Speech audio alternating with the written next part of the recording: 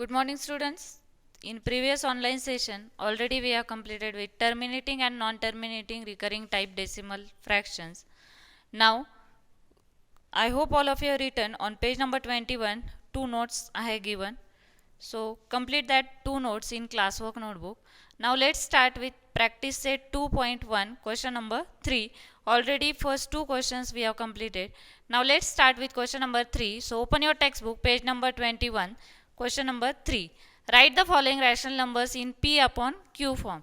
P upon Q form means in the form of rational numbers.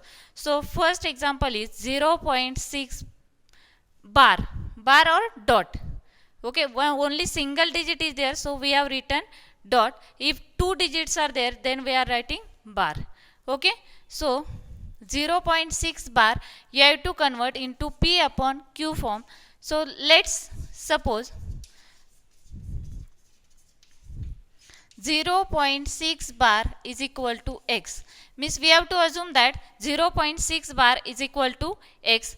Now this 0.6 bar can be written as 666 and so on. All of you know that this bar or dot indicates the infinite number of digits repeated. Okay, so we have assumed that 0.6 bar is equal to x. So here after decimal point only one digit is there, so we are multiplying by 10. If after decimal point two digits are there, that time you have to multiply by 100. Okay, so 0.6 bar. So first step is multiply by 10 to both the sides. Multiply by 10 to both the sides. So what do you get here? 0.6 bar multiply by 10 is equal to 10x. We are taking this 10. Okay, otherwise you write one more step here, that is x is equal to 0.6 bar. Okay, so after that what do you get here? 10x is equal to 0.6 multiply by 10. When we multiply by 10, you know that this, when we multiply by 10, decimal point goes to right side, and when we divide by 10, decimal point goes to left side. Okay, so when we multiply by 10, here what you get? 0.6 bar multiply by 10. That time this decimal point shift to right side. Yes, so at that time what you get here?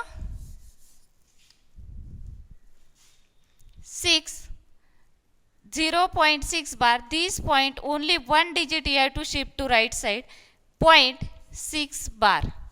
Understood all of it? This is bar, and bar already you know that these digits are repeated many number of times. Okay, so 10x is equal to 6.6 bar. Now at that stage you have to subtract again x from both the sides. Subtract x from both the sides. So what you get here? 10x minus x is equal to 6.6 bar minus x. X means what? That is 0.6 bar. Understood? If you are not understood directly, you extend one more step here and write down here x. Okay. Now see here, 10x minus x you get as a 9x is equal to 10x minus x is equal to 9x is equal to 6. See here, otherwise directly write down 6.6 bar minus 0.6 dot. Here instead of x you have to write 0.6 dot. So what you get next step? 9x is equal to 6. Now 0.6 dot minus 0.6 dot, it becomes cancel or 0. Now here you have to find the value of x. So what you get here? X is equal to 6 upon 9. Wherever simplification is possible, simplify it. So 3 2s are 6, 3 3s are 9. So what you get here? X is equal to 2 upon 3. So this is the conversion of decimal number into P upon Q form. P upon Q form means 2 upon 3. If simplification is possible, then only you have to simplify. Otherwise, keep as it is, that is 6 upon 9. Okay, now we'll take one more example, that is 0.37 bar. Now this example, first example is related.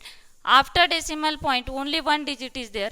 So now if after decimal point two digits are there, that time what you have to do? Now let's start with second example, 0.37 bar. Now already you know that 0.37 bar is written as 0.373737, means this group of number is repeated, and in short we are writing 0.37 bar. Okay, so now in first example only I have explained, if after decimal point only one digit is there, that time you have to multiply by 10. Now here after decimal point two digits are there, so you have to multiply by 100, and this will assume that it is equal to x. Okay, so first step is multiply by x, multiply by 100. Okay, so what do you get here?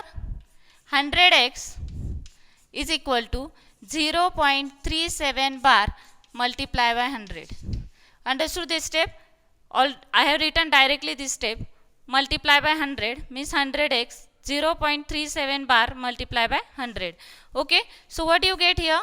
100x is equal to 37 means 37.37 bar. See here how it is. If we are multiplying by 100, this decimal point goes to 2 digit right side. Okay, so this 37 comes ahead again after 0.37 bar, because you know that this group of number is repeated many number of times. Okay, so here now next step is subtract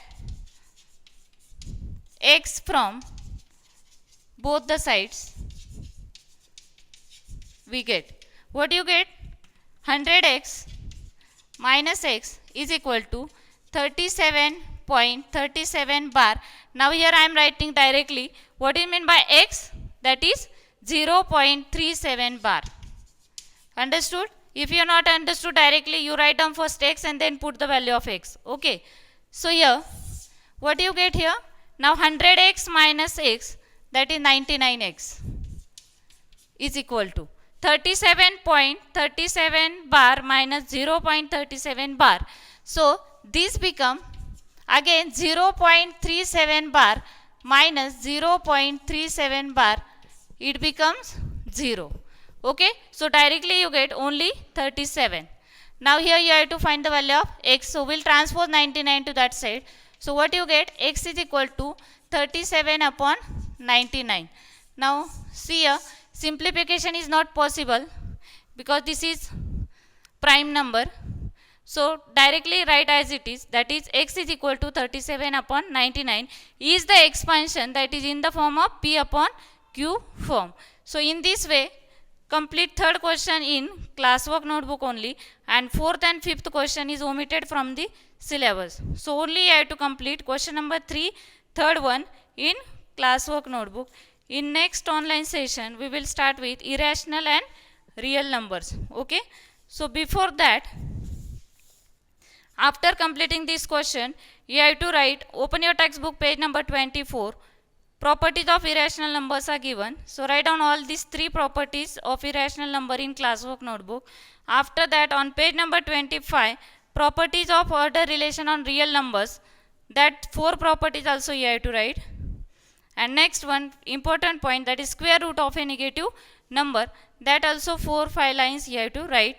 And next online session I will explain what is meant by irrational numbers. Thank you.